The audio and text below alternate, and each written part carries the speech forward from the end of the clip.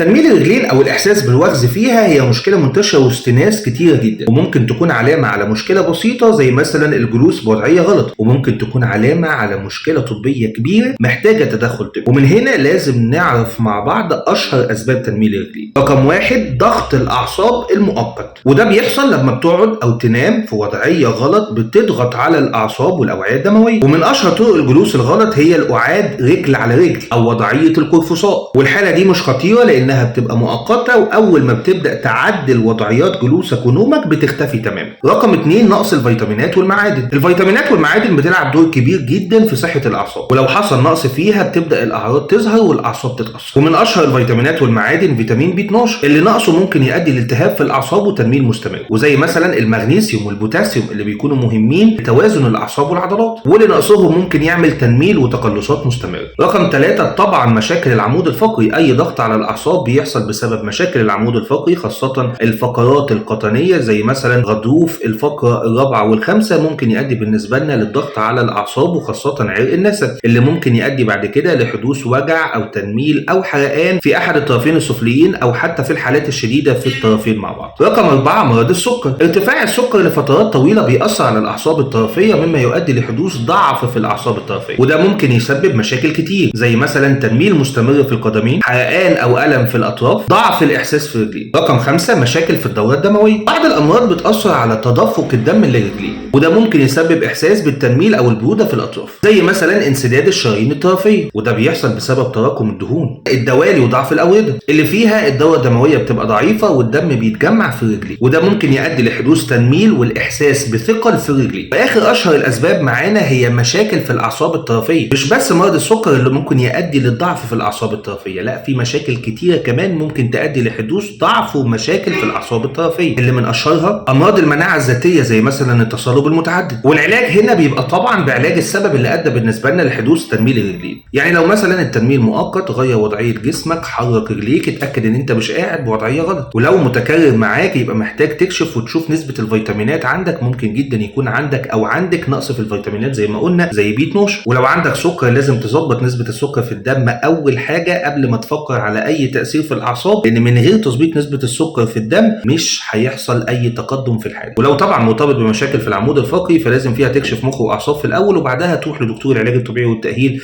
عشان تشيل الضغط من على الاعصاب الناتج نتيجه مشاكل العمود الفقري. من الاخر لو رجلك بتنمل منك كل فتره بسبب بس وضعيه غلط، اتعلم الطريقه الصح في الجلوس وفي النوم، بطل تقعد في وضعيات غلط لان ده هيسبب لك مشاكل بعد كده قدام، مش بس ضعف او تنميل في الاعصاب. ولو المشكله متكرره لازم تروح تكشف عند الدكتور. كل ما كشفت بدري كل ما كانت المشكله هتبقى اسهل وعلاجها هياخد كمان وقت اسهل. بس كده دي كانت نهايه حلقه النهارده. لو مهتم بالعلاج الطبيعي للاعصاب والعمود الفقري فهنا مكانك. ما تنساش دايما المهم والاهم انك تصلي على النبي. انا مصطفى سليم، هنا حكيم اعصاب. اشوفكم الفيديو الجاي على خير. السلام عليكم.